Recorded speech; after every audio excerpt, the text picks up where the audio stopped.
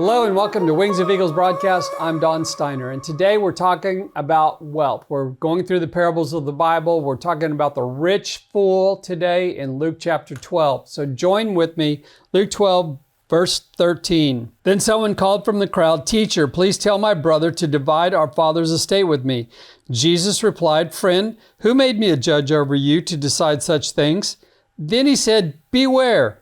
Guard against every kind of greed. Life is not measured by how much you own." So I want to stop there and kind of dissect this first part. So get this, Jesus, verse 12, chapter 12 starts out that the crowd was in the thousands, and Jesus is talking to the whole crowd. He's telling them stories and teaching them. And in the middle of Jesus's teaching, somebody yells out from the crowd for Jesus to come with him and help him negotiate with his family about dividing up an inheritance that apparently somebody had died and left an inheritance. And Jesus calls back out to him and says, I'm not a ruler over you. I can't decide on that. That's not what I'm here about. And then he says this is the most amazing thing. He says, "Beware, guard against every kind of greed. Life is not measured by how much you owe." So Jesus responds by yelling out a warning to the crowd. It's like there's some kind of terrorist out there, and the terrorist is greed, and he's warning them. He's yelling out, beware about this greed, because life is not measured by what you owe. So life is more than accumulating material possessions. And that's what Jesus is teaching here. Far more important is the relationship we have with God than any material blessing, any material things we have, any inheritance, any money, lottery, winning the lottery. God doesn't even look at that stuff. It's not even on his important list that we have money and we have things. And you say, well, I need money to advance the kingdom of heaven. No, you don't.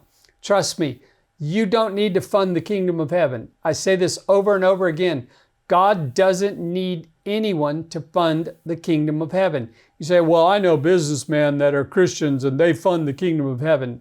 No, a true businessman who's wealthy and doing well, who is a believer, will understand that everything that they own belongs to God. And trust me, I have a friend that has a business that does over $1 billion a year.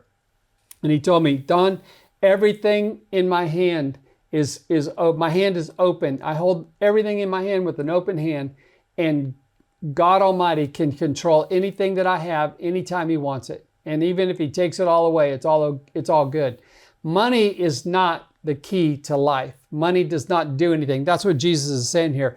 He says, beware, be on guard, like a terrorist is coming to the room. Be careful about greed in your life. Greed will take you down before anything else. So Jesus goes on, we see the concept of this parable in verse 16. He told them a story. A rich man had a fertile farm that produced fine crops. He said to himself, what should I do? I don't have room to store all my crops. Then he said, I know, I'll tear down my barns and build bigger ones. Then I'll have enough room to store all my wheat and other goods. And I'll sit back and I'll say to myself, friend, you have enough stored away for years to come. Now take it easy, eat, drink, and be merry. But God said to him, you fool, you will die this very night. Then who will get everything you've worked for? Yes, a person is a fool to store up earthly wealth, but not have a rich relationship with God. Brothers and sisters, the most important thing in your life is not money. It is a relationship with God. God is calling us in these end times, in these last days, to have a relationship with him. And when we gravitate to having a relationship with him, and we're seeking that more than we're seeking anything else in this life, the relationship factor will kick in. God will begin to do things in your life. It's the most amazing thing, what God will begin to do. This is how important this subject of greed is, that Jesus yells out a warning before he even tells the parable, to stay away from it, to watch out for it, to be careful of it. We think that all of our problems will be solved if we just have money. That's not true, my friends. You look at the people, do your history, look it up, of the people who have won the lottery, who went from broke to rich most of them go from rags to riches, right back to rags again. And many of them are even killed for their money, or killed themselves, or committed suicide. Money was not the answer to their problems. And so, my friend, what he's saying to us today is that a relationship with him is the one that will solve all of our problems. You see, money just brings some of the greatest hardships that life can ever bring. Money brings trouble. Money brings problems. Money brings worry. The more money you have, the more worried you are about somebody taking it. The more worried you are about losing it.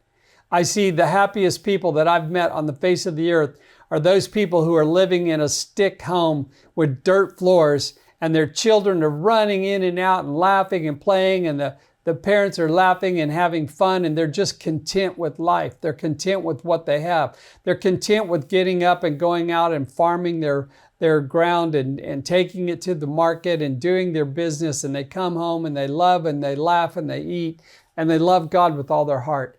Friends, that's life. Life is loving God.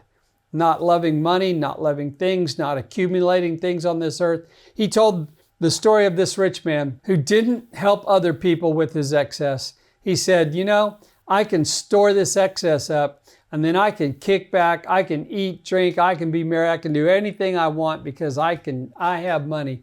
And he says, you fool, you'll die tonight, and everything that you have will be left to somebody else. That's what happens when we begin to accumulate things in this life.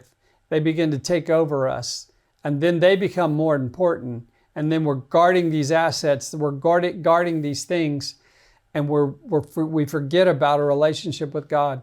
Or maybe you're somebody out there who you have a lot of things, you have a lot of stuff, and God is speaking to you to maybe let go of it and to develop a relationship with Him.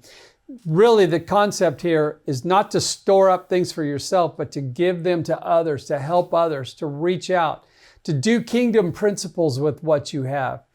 And I can promise you, my friend, I've done this over and over. If you'll use your wealth, if you'll use your money for kingdom principles, God will multiply back to you, pressed down, shaken together, a good measure that you'll not be able to contain. But beware of greed. Beware of doing it for the wrong reason. Don't do it so that you can get more. Don't do it so that it be multiplied. It will never be multiplied in that way. It will only go away. And so the concept here in this story of wealth and hoarding and keeping things is that, number one, the most important thing is your relationship with Jesus. When you get that relationship right, He will give you things. He will give you money, but He will ask you to use it for the kingdom of heaven. And if you already have things and God is speaking to you, my friend, the best thing that you can do is sell things, get rid of things, and give to the kingdom of heaven. Provide for God, provide for the kingdom of heaven all that God asks you to do. And God will see to it that your life is blessed. God will see to it that He takes care of you. You will lack nothing. God will work with you. He will walk with you.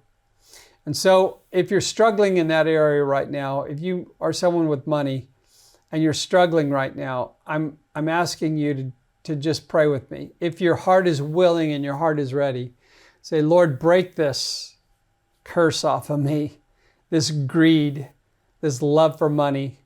Say that. Say those words. Break this love of money off of me and show me how to give. Show me how to walk with my fellow man. Show me how to let go of what I have and not fear that I will live in lack. And if I give away, I will not have anything. And if you're someone out there that you say, well, I have nothing, I have no money, this doesn't apply to me. Yes, it does. Because I've seen really some of the most impoverished people be the most greedy and the most materialistic people out there. They have nothing, and yet their greed is so high, it's why they have nothing. And that is what needs to be broken off of our lives, is that poverty mentality that is driven by greed. And so if that's you, pray with me. Say, Jesus, help me. Help me walk with you. Help me break this power of greed off my life. And right now, Help me develop a relationship with you. Make that the number one thing in your life, whether you have a lot or you have nothing. The number one relationship, the number one thing in your life should be a relationship with Jesus Christ. If you don't know Jesus as your Savior, ask Him to come into your life. He will change your life. He will bring His grace. He will cover you. He will help you. He will show you the path to take. Just cry out to Him, call upon His name. Jesus, come into my life. Jesus, forgive me.